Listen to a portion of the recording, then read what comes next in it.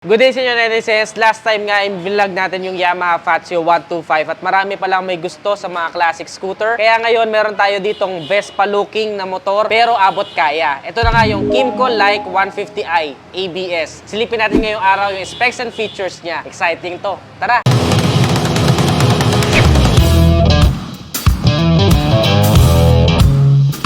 Tingnan natin yung front face niya, netizens. Kung makikita nyo, sobrang elegant nung vibes niya. Talagang parang European yung kanyang hinahatid na vibes sa atin. Meron tayo ditong stainless sa side mirrors, kumikintab-kintab pa. May mga rubber material dito, protection sa mga edges niya. Tapos, meron din tayo ditong split LED. Fully LED na po yung kanyang headlight. Pag sinabi natin split LED, para siyang inverted. Wala ka na makikita na parang sobrang nakakasilaw. Mas makasalubong mo sa kalsada. Napaka-modern na po ng ganyang feature pagdating sa mga motor. Meron din tayo ditong turn signals. Same din, split LED. Pailawin natin, papakita ko sa inyo.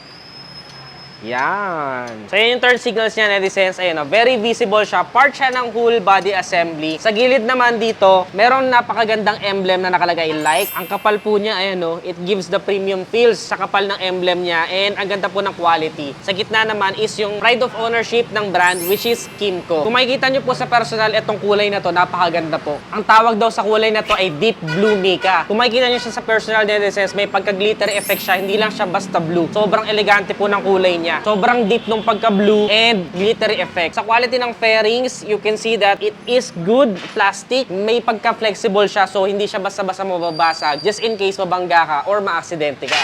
Meron tayong telescopic fork na suspension and may reflector pa siya dito. Added visibility talaga sa gabi. They pay attention to details. Ang ganda. And then, ang size ng gulong sa unahan is 110 by 70 by 12. 12 inches wheels. Maganda yung arangkada and at the same time mataba. So hindi niya gaano iintindihin yung mga small pebbles or maliliit na bato sa kalsada. Pagdating naman sa braking system, netizens, meron tayo ditong single hydraulic disc and ang maganda po dyan, ABS na siya. Meron na siyang anti-lock braking system. So sa mga sudden brakes, hindi ka na mag-worry na baka ma-aksidente ka or sumemplang. Iwas lock sa mga gulong. Pagdating naman sa makina, netizens, meron tayo ditong 4-stroke, single overhead cam, single cylinder, and ang maganda po sa kanya is 4 valves na po siya. Hindi ka na po mabibitin pagdating sa kanyang power output dahil meron po siyang maximum power na 13.5 PS at 9,000 RPM. Habang meron naman po siyang maximum torque na 12.5 Newton meter at 6,500 RPM. Automatic transmission na rin po ang isang to, kaya gas and go ka na lang. Napaka-convenient sa everyday drive.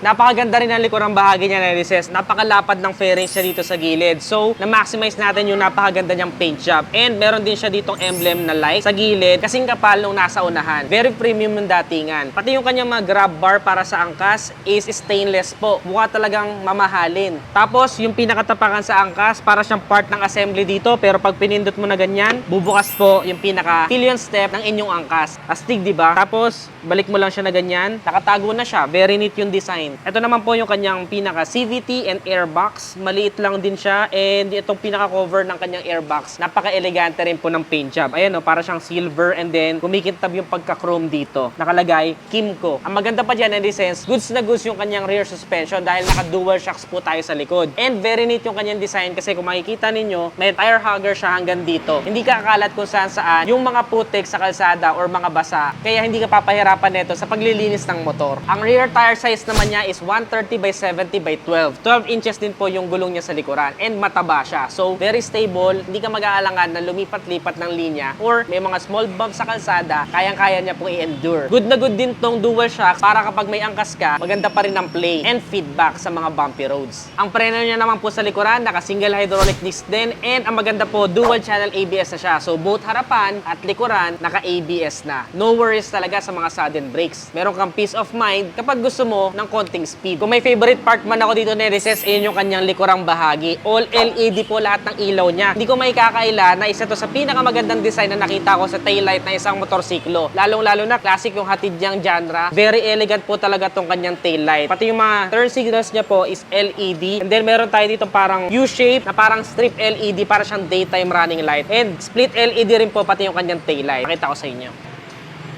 Ayan o. Lumalakas pa o.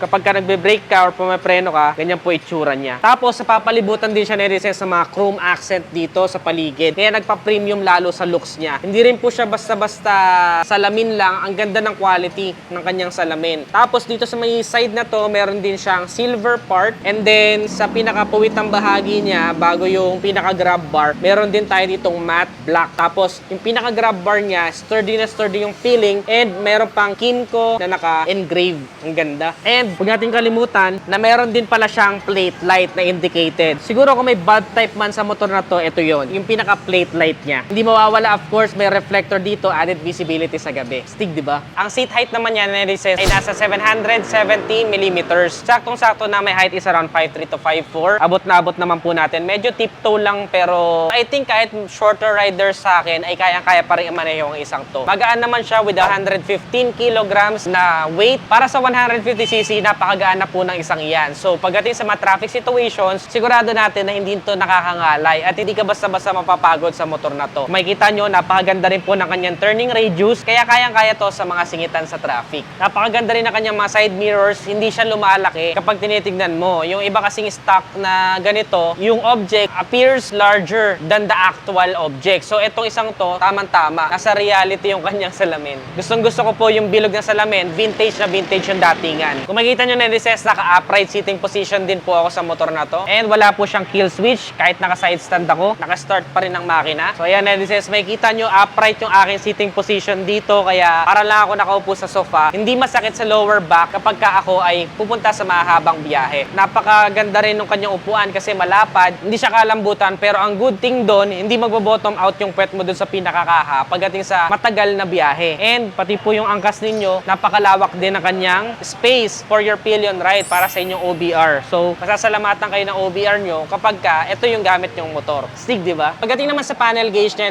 meron tayo ditong semi-digital na panel gauge. So, kung makikita nyo, may part siya na analog, which is yung speedometer, and then may part siya na digital, which is, nandun lahat na information na kailangan mo, kagaya ng trip meter, fuel indicator, odometer, meron din po siyang voltmeter. Tamang-tama to kasi wala nang kickstart ng motor na to. Meron din siyang temperature check, at ang pinakamahalaga sa akin ay meron po siyang orasan. We have two buttons to worry about. Meron tayo ditong mode and meron tayo ditong adjust. Pag pinindot mo yung mode, makikita mo yung mga trip meters niya, oil trip, belt trip, and total odometer, makikita mo rin po. Eh kung gusto mo namang i-adjust or i-reset, ito lang kabila yung inyong pipindutin. Meron din tayong mga indicators like turn signals, high beam indicator, may service indicator kung may problema ang motor nyo, meron din tayong engine check, and then left and right yung kanyang turn signals. Sa kanyang kaliwang buttons, meron tayo ditong high beam, low beam. Sa pinakaibaba, meron po tayong passing switch. Ayan, no? So, napaka-convenient nun. Gamit na gamit ko at gustong-gusto ko yung mga motor na merong stock na passing switch. Napakaganda rin po ng quality ng kanyang mga buttons. Hindi siya cheap quality plastic. Meron tayo ditong signal lights, left, right, at saka patay. And then, napakaganda rin ng button for your horn. Pakinggan natin yung horn.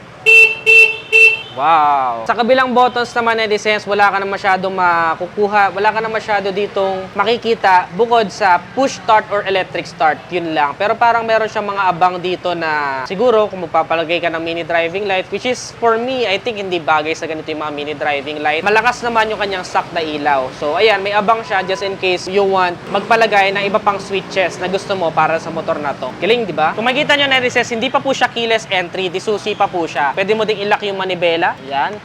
So kapag nakaganyan na po, nakalock na po yung manibela niya. And kung gusto mo hindi manakaw basta-basta, pindutin mo lang to. Mayroon siyang key shutter. So hindi po to basta-basta masusundot ng mga bata naglalaro, gustong pagtripan yan, o kaya naman ng mga magnanakaw. Meron tayo ditong magnet combination para siya mabuksan. So kahit pare-parehas kayo nakaganito, yung sa yung susi lang ang gagana. Buksan mo lang siyang ganyan, open na. Galing nun ah. Andun pa rin yung susi ko. Tingnan mo.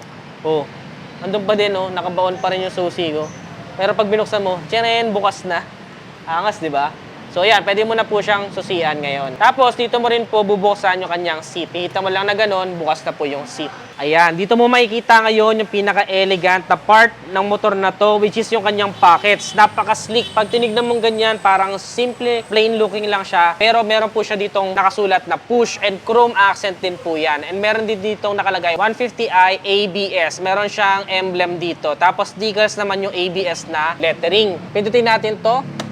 Ayan, bubukas na po siya. Meron ka ditong konting storage for your mga easy access. Let's say, nag-yosi ka, lagay mo dyan, vape mo. Tingnan natin kung kakasya yung aking iPhone 13 Pro Max 1TB.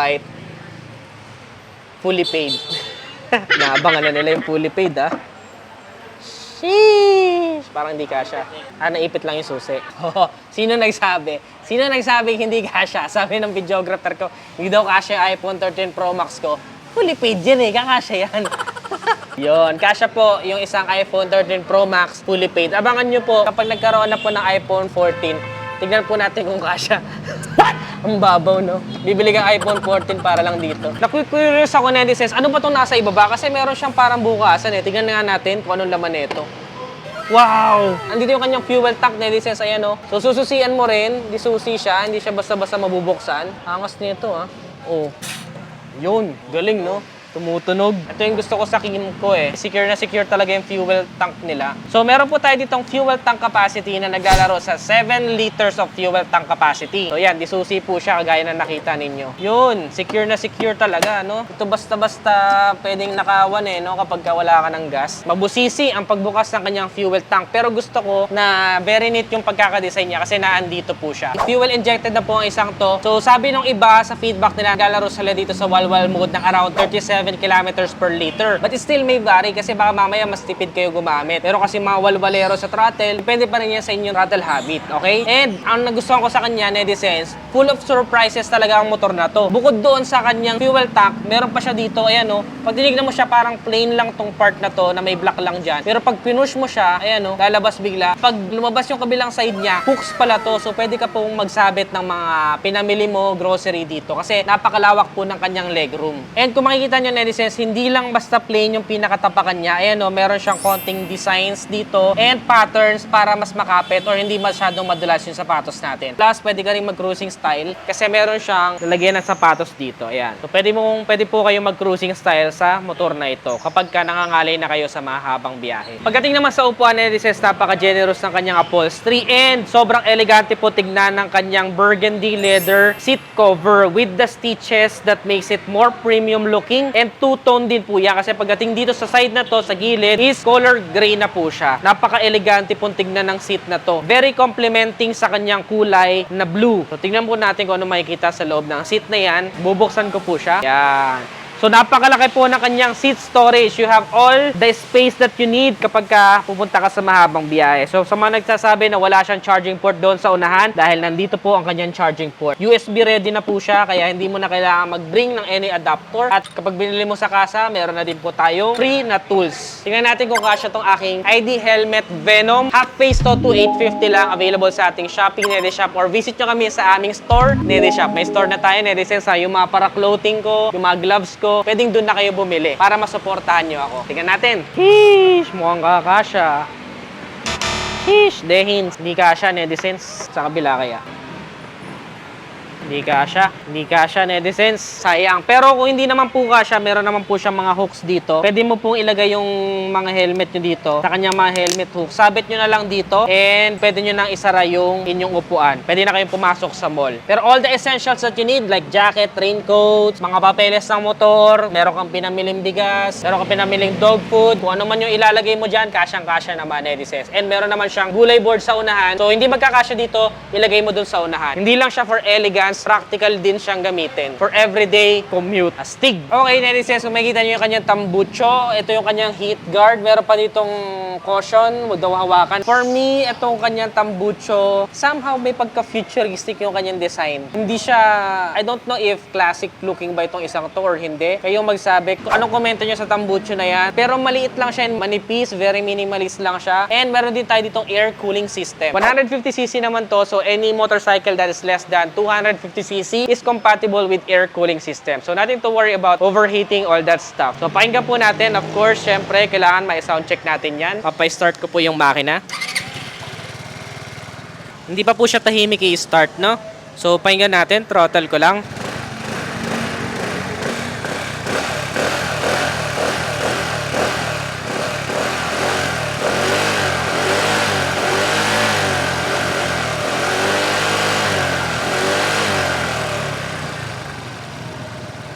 Astig. Ang astig ng kanyang tunog. Halata mo talagang 150cc at hindi ka mabibitin sa isang to. So magkano nga ba ang Kimco Like 150i, netizens? Ang presyo ng motor na to is only 134,000 pesos. Bali, magda-down payment ka lang ng 13,000 and then magmamonthly ka for 3 years ng 6,505 pesos. Kung gusto mo naman ng 2 years, magmamonthly ka ng 8,243 pesos. Habang kung 1 year naman, magmamonthly ka ng 13,679 pesos. Available yan dito sa Motor Central, San Antonio, Binyan, Laguna. Para sa 134,000, I think sulit na ang motor na to. Magagamit mo for daily commute. At the same time, practical pero elegante ang datingan. Maiiba ka talaga sa kalsada kapag ito ang gamit mo. Plus, dual channel ABS pa siya. Maganda yung mga quality niya, pati yung mga small details. So, I highly recommend this Kimco Like 150i. Kung nagustuhan mo, don't forget to give this video a thumbs up. Subscribe. Again, this is Adriano. Always keep it cool and ride safe always. Bye now.